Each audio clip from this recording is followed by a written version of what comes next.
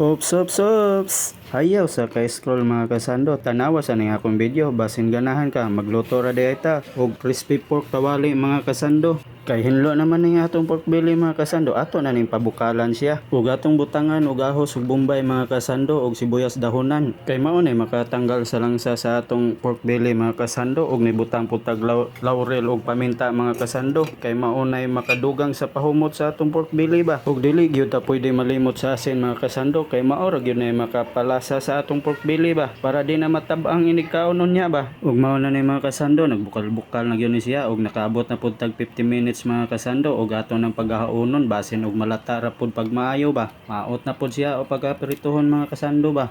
Ug aning dabita mga kasando ni budbor na tagasin mga kasando. Maura pud na maka-dehydrate sa panit ba para mo crispy gyud ng atong pork belly kawali ba. Ug makadugang pud na sa lami sa lasa mga kasando kay mo parat-parat man na. Kay basig na tab-ang ba. Ug mara ni makasando. Kay init naman ang atong mantika. Wala ni duha-duha paglunod ana mga kasando. Kay nalunod naman ang atong pork belly mga kasando. Muandam na tamulik kay ani mga kasando kay magbuto-buto na gyud ni siya pag maayo ba.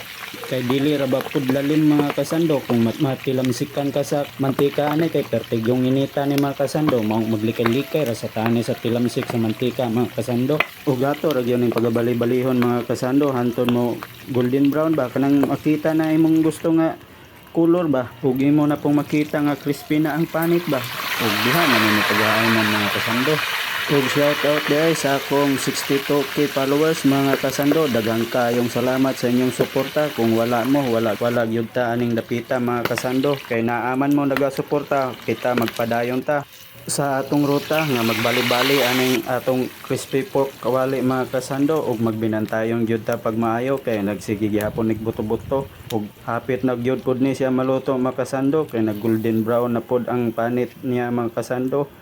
Ug ganing dapita mga kasando ato nang paghahaonon ni siya mga kasando kay golden brown na gyud siya pag maayo og nakita na pud nato nga crispy na siya mga kasando. Ug mao ni mga kasando, daghang kayong salamat kung naabot ka sa pagtan-aw ning video ha.